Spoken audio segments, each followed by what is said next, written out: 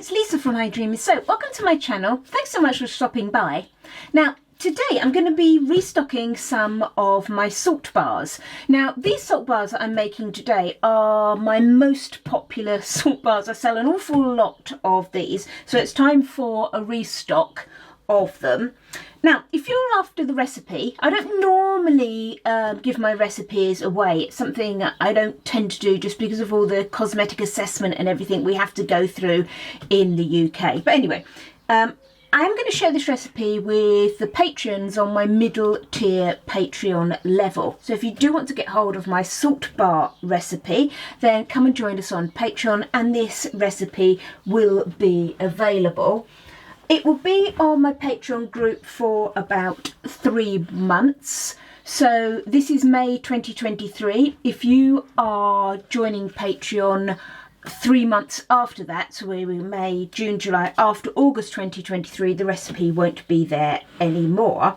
But yeah, if you want to get yourself hold of this salt bar recipe, as I say, my most popular salt bars, I saw so many of these, then get yourself onto the Patreon group and you can get yourself access to that recipe. So here I've got my oils. I do master batch my salt bar oils like I master batch everything else, but you don't need to. But these are my melted oils. Like any salt bar, it has quite a high percentage of coconut oil and also a high super fat to counteract for that dryness of the coconut oil. But I also have extras in there like shea butter, cocoa butter, etc. So additives I'm adding. This is an activated charcoal. So there's my activated charcoal going in. And Dead Sea Clay salt bar. Now what I want to do is I want to get these mixed into my oils first of all, because I do find with activated charcoal, whether it's a salt bar or anything, is that when you blend it into your oils, no matter how careful you are, it can create bubbles. So I'm doing this. My oils are still quite warm where I've melted them down, so I'm actually going to do this a bit early and leave this all combining together so it will release any bubbles so I get a nice smooth salt bar. Oh.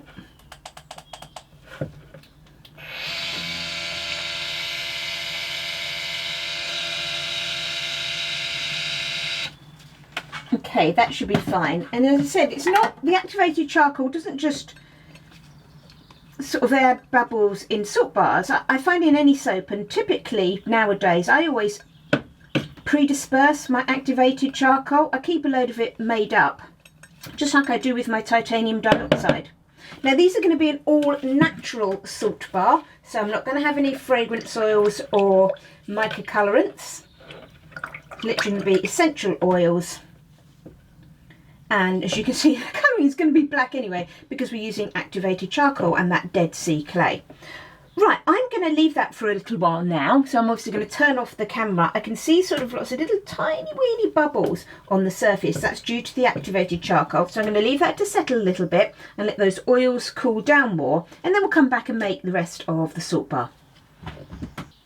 Let's get these salt bars made so everything's nice and smooth in there now.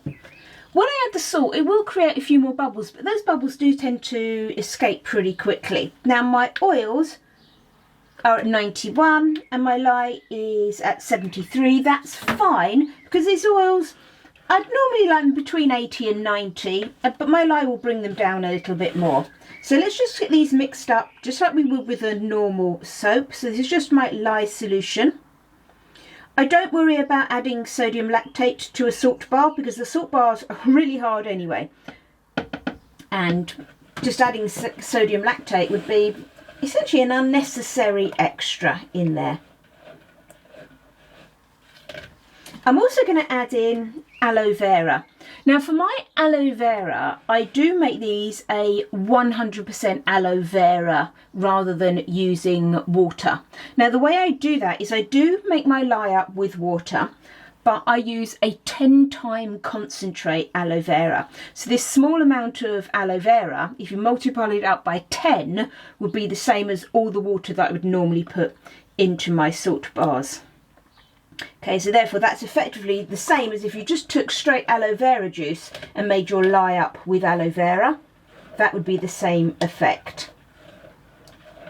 The reason I do it like that is firstly, I own a whole load of 10 times aloe vera. And secondly, also allows me to still master batch my lye solution without having aloe vera in it. I can just master batch lye for these as well. Right, there's that nicely stirred in. Let's get this mixed up.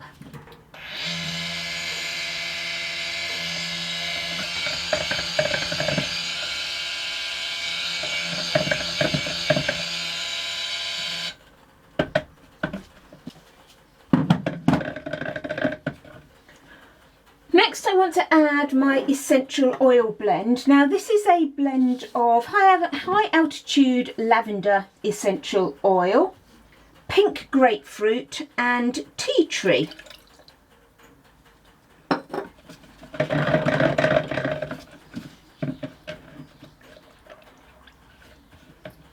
Now I'm putting that in now before my salt, just so I can get it nicely blended in, but also I find that this is a nice essential oil blend that doesn't accelerate your trace badly or anything, so it's fine to get it in at this stage.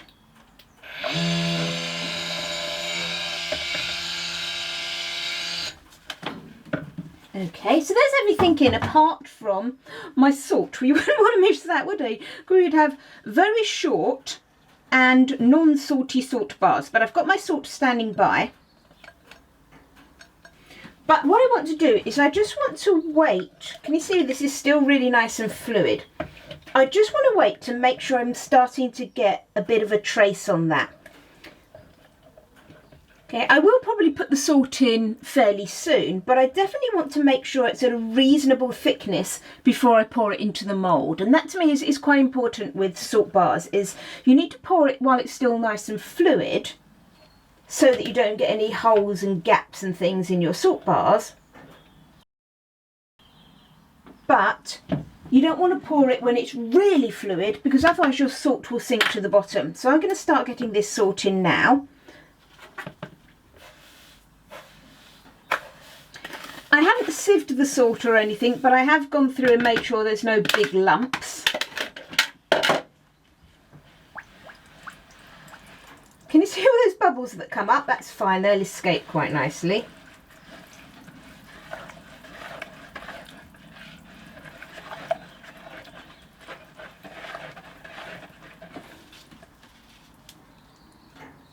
Now I am going to give this a little blend, just to completely ensure that I don't have any sort of chunks of salt in there.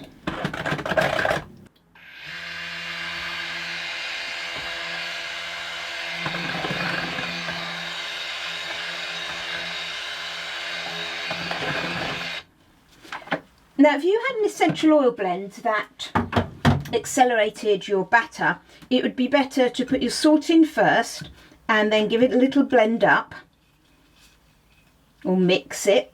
I do like to blend just to make sure there's no chunks of salt, and then add your essential oil blend afterwards. This is a nicely behaved blend and it keeps my batter quite fluid for quite a while, so I'm happy to do it the way round that I did. Right, finish with that.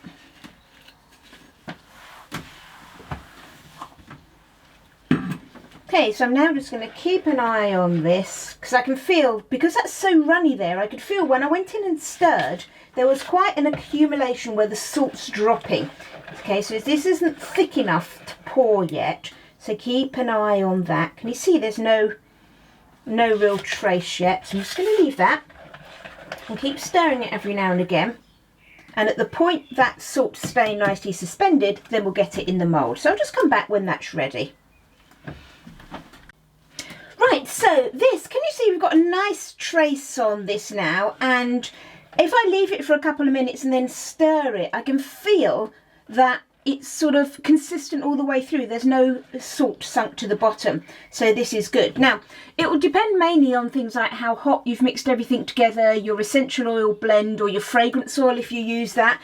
you know, you're not always going to have to wait very long, but this is a great essential oil blend in salt bars, keeping them nice and fluid. And certainly if you didn't put the activated charcoal in, you could colour with other natural colorants or micas or whatever, and you'd be able to do quite a good design in your salt blend. These ones I'm just doing as a solid black. But I've got other videos that I'll link where I've made salt bars in the past, where I've done things like drop swirls and ombres and all that sort of stuff. You can certainly do some more imaginative things with them. Right, so we just simply now need to get this into our mould.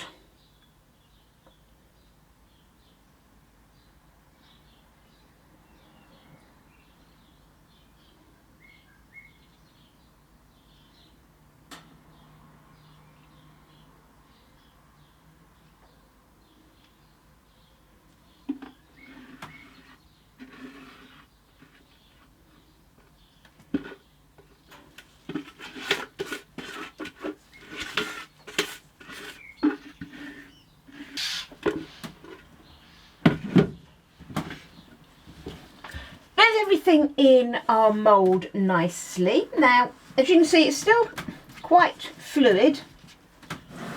I'm just going to leave it just a little while because I'd like to do a texture on the top of that.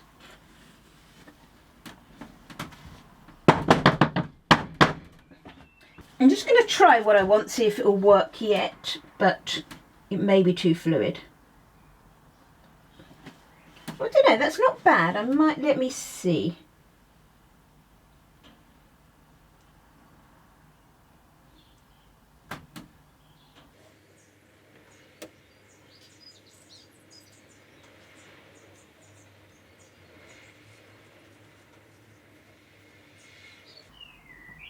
Okay, I think I'm pretty happy with that. Now, salt bars, set up really quickly. You don't want to leave this overnight. I do still CPOP mine. A lot of people maybe don't because they're worried about how fast they set up. I still put mine in a heated place just because I know then I keep everything consistent and I know how long everything takes.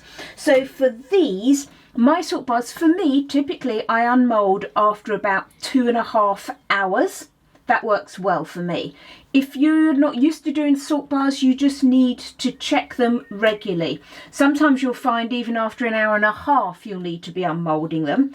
And how you'll know is as soon as you can start to peel the side of your mould away from your salt bar, it's ready to come out. And bear in mind, it may be quite hot at that point, that's fine.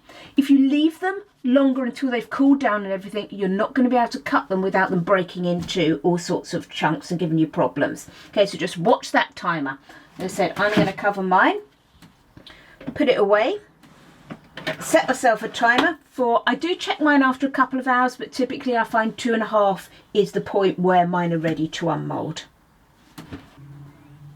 It's just gone about sort of 2 hours, 10 minutes. So I thought we'd have a little bit of a look at this. As I say, I always check between 2 and 2.5 hours. Excuse this ridiculous situation. I was in the middle of washing up after making another soap.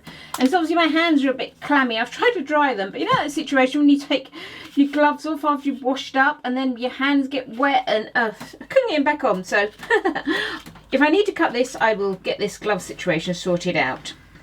Okay, so as I said before, bear in mind this is likely to be quite warm, your soap. So if you touch the side of the mould, yes, that's still warm. And all I'm going to do at the moment is see if it's ready to unmold. And I'm going to just do that by, just like you would normally with the soap, is have a look at the side. Look, can you see how clean that's just pulled off? So therefore this is actually ready to unmold.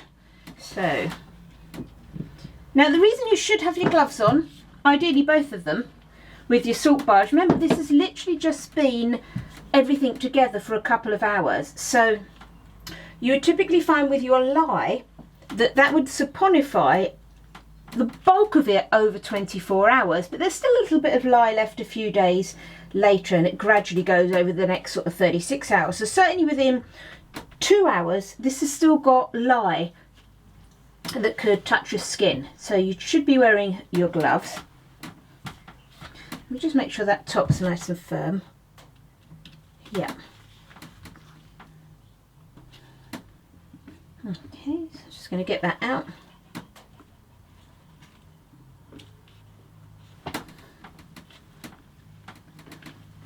These taller skinny soaps can be a little bit trickier to unmold, but just be a little bit careful and you'll be fine. Now, if you don't like the idea of worrying about getting your salt bar at the right time, then just make it in the cavity moulds. And then you don't need to worry about watching for the time when you need to get it out and cut it.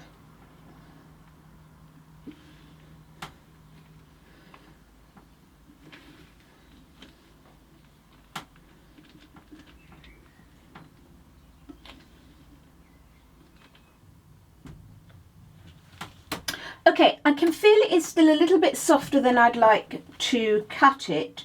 So what I am going to do is I am just going to leave it just for another half hour or so before I actually cut that. I left that soap for about another 20 minutes and let's just now give it a cut.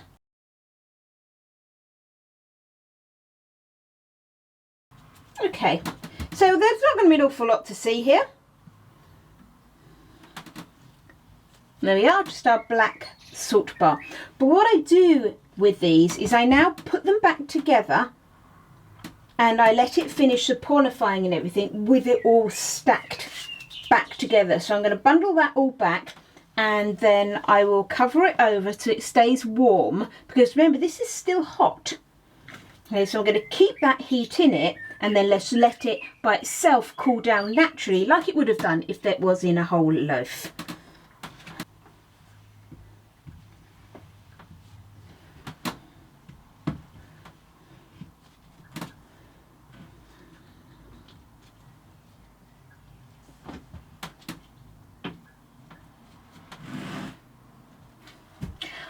I've left my salt bars until the next day. And remember I cut them already yesterday. Now all I do with these, I don't stamp my salt bars because they're too hard, and I find trying to find the perfect time to actually stamp them is just so tricky because they go from soft to hard really quick. So all I now do is the next day or a couple of days later, it doesn't matter, you'll still be able to bevel them, is I then just gently just bevel the edges just with a normal vegetable peeler. Okay, and that's all I do to finish those off. I'm not going to worry about leaving any final photos for the salt bars because they're just going to look like black salt bars, aren't they? So I will just leave you with me just beveling these off just to finish them off. And remember, if you did want to get yourself a copy of the recipe for these salt bars, you can do that by popping along to my Patreon page. I'll put the link to that on the screen now and also in the description box below the video. Thanks so much for watching, everybody. I hope you've enjoyed this video. If you have, it would be great if you could leave me a thumbs up. And if you'd like to see what I'm making in the future, why not consider subscribing to my channel and maybe ring the notification bell, because YouTube doesn't tend to tell people, even if they're subscribed, that there's a new video. So that would be great. And I will just carry on finishing these off and just leave you as normal with a thanks so much for watching and a happy soaping.